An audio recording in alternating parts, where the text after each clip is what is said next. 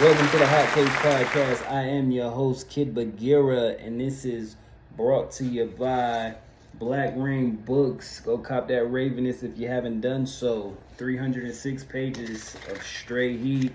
It's about black vampires. You can get it on Amazon by searching Black Ring Ravenous by Kid Bagheera in books. You can, link is in bio. You can directly contact me and I got you. I'll mail it to you. Doesn't matter where you're at. If you're in the A, I'll push up on you.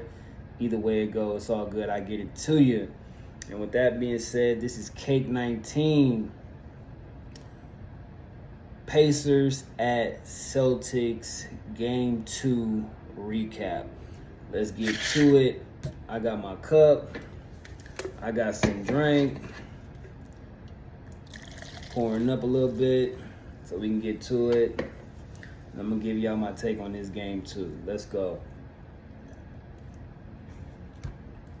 So obviously, game 2 didn't go as I would have liked it to. It's not what I predicted. I had Indiana bouncing back. And for the most part, they was until about mid to late third quarter when Tyrese went out. The damn hammy. I don't know what it is with him and Booker. Like, this hammy shit, they got to get that shit together. Like, I don't know what the fuck's going on. So, I mean, injury is injury. It is what it is, right? Hopefully he's not done. And hopefully he can come back and get back right, and they can win the next 2 at the crib, coming back to Boston tied, and then they still either game 5 or 7, however it may go. But if he's done, I don't see the Pacers winning the game. And I'm hoping he comes back because I don't want to see them get swept. I don't want to see a sweep in the conference finals. I just don't. So with that being said, speedy recovery to him with that. Also, I do feel like coaching is going on. There's an issue with the coaching. I don't know what the fuck Rick Carlisle is thinking. I don't know what the fuck Jim Carrey's brother is fucking thinking. Like, Siakam was getting busy. And at this point, it is the Eastern Conference Finals. It's game 2. You already gave him 1. Why in the fuck are you going to take him out for a rest? You need to tie the game and start pulling in a positive direction. Why are you taking Siakam out and he's getting busy? Tyrese is already done for. Keep Siakam in the game. They literally had nobody on the floor that was doing anything at a long stretch. I didn't even know what the fuck was going on with Tyrese. I'm like, where is he at? I didn't even know he went out with the leg shit. So I'm like, what the fuck is going on? Like, so Siakam was holding the shit down. You know what I'm saying? So I'm like, well, what's really going on with the shit? You know what I mean? Like, please tell me what the fuck is really good. And I'm just like, the coaching is not A1. This is not top-tier coaching. This is not Eastern Conference Finals coaching. Or I'll just say Conference Finals coaching. I won't put the East or the West on it, So, Siakam, what I'm saying? I'm going to give y'all his stats real quick. Because he was balling. He was 13-17 from the field. 2-2 from 3. 5 rebounds, 2 assists, right? 28 points. So, again, in the mid to late third before he went out, he started getting busy. And the score was going from like 6-2. Boston could not pull away from 6 points while Siakam was in the game. And then he goes to the bench, and then it's over with from that. Why are you taking Siakam out the game? This is game 2 of the conference finals. You need this game, being that you gave away a game in game one. Now, Siakam single-handedly gave them that game. So let him single-handedly win you this game. You taking him out, you fucking up his rhythm and shit. He got back in the game, he didn't really do much. You know what I'm saying? Now, granted, he was a little tired, a little gassed. I get that. But, bro, is you trying to go to the ship or what? We don't got time to hear about, oh, I'm gassed, I'm tired, this, like, bro. Take a time out, get your rest, get your electrolytes up, get back on the court, and do your motherfucking business. Straight like that. You know what I'm saying? Like, that's as simple as it fucking goes. Like, what are we even talking about? So, Halliburton, he didn't have that good of a game. He only had 10 points, 2 of 6 from 3. He had 8 assists, so that is good. But he's just 4-8 from the field. And he comes and goes, you know what I'm saying? Sometimes he's not aggressive as he needs to be. Miles Turner didn't have a good game, only 8 points. Naismith, 9 points. Nimbard had 16. You know, you can do some things with that.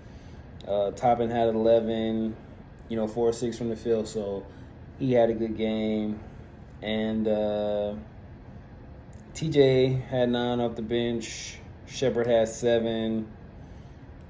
So they got a collection of buckets from the bench. You know what I'm saying? There was guys contributing, but obviously when your star player goes down, that's a problem. And when your other star player is going to the bench at the wrong time because your coach isn't coaching, this is the issue that you have. So now you're going back to the crib down 0-2, possibly down 1 star. So with that being said, we don't really know what's going to happen with that, but hopefully, it won't, because the Pacers are rocking at this point. I'm sorry, not the Pacers. The Celtics, pardon me, are rocking at this point. Let me drink on that, because I was wilding right there. The Celtics are rocking, even with them missing Porzingis. I feel like White, I feel like that motherfucker can't miss. He was 8 of 15, 4 of 8 from 3, 6 assists, 4 rebounds. Like, you could do some damage with that. And I just feel like that motherfucker just can't miss. Every time he shoots, I say it's in. I say it's good. When he misses, I'm shocked. You know what I mean? Like, and it's not even on like he's the greatest shooter or anything like that, or he's on some step shit, but the nigga got a shot, bro. Like, he's a sniper. You know what I mean? Like, and he'll put that bitch on the floor, go dunk it, whatever. You know what I mean? So you can fuck with a nigga like that. You know what I mean? And Holiday had 15. He was 6 of 7 from the field, 3 or 4 from 3, 3 rebounds and 10 assists. Like, he gonna do his thing too. So shit, it's like they're not unbeatable, but when they play like this, they are going to be unbeatable. You know what I mean? And Horford had 6, but he had 10 rebounds. So, and he's not really there for scoring, obviously, but 10 rebounds is damn good. 3 of 6, 0 for 1 from the 3.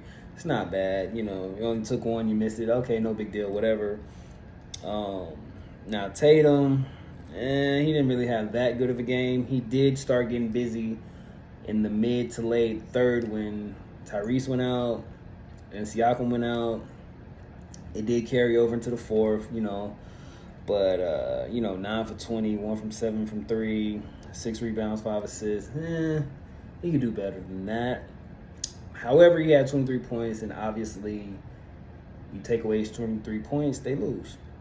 And right when, like I said, the game was going from like 6-point lead, in between a 2 to 6 point lead when it kept swinging back and forth, This is when Tatum only had like 4 points. You know what I mean? So he did his damage when he started getting hot, when he started getting busy in the mid to late third on into the fourth. Now, Brown, this motherfucker was going off. He had 40 points, 14 of 27, 4 of 10 from 3, 5 rebounds, 2 assists. So, obviously, you can live with that. You know, I'm not going to say it was a crucial game, too, but to a degree it was, simply because of how they won game 1. They shouldn't have won game 1. So, they wanted to make sure that they won game 2. So, the game he had was A1. You know what I mean? Like, 40 points is 40 points no matter how you get it. You know what I mean? Like, and obviously they needed all 40 of it. You know what I mean? Not to say that they only won by 1, but the only reason why they won the way they won is because Tyrese went out and Rick Carlisle pulled Siakam for no reason. So that is why the score is 126 to 110. But it wasn't like, you know, they needed all 40 to win like by 1 type shit. You know what I'm saying? But obviously him having the type of game he had did put the Pacers away, which probably caused some of the coaching. But I just don't agree with the coaching. You know what I mean? Again, it is the Eastern Conference Finals. You're not going to win by sitting guys, by resting them. There is no time for rest. That's what. Now, if you want to rest, you're going to get your rest when you go home in the offseason. At this point, all hands on deck. And you got to play. You have to play. Like, if you don't, you're not going to win. You're not going to win. You know what I mean? So, we'll see what happens in Game 3. Keep an eye out for Tyrese. Hopefully, like I said, this hammy ain't going to be an issue, but we will see. And that is that.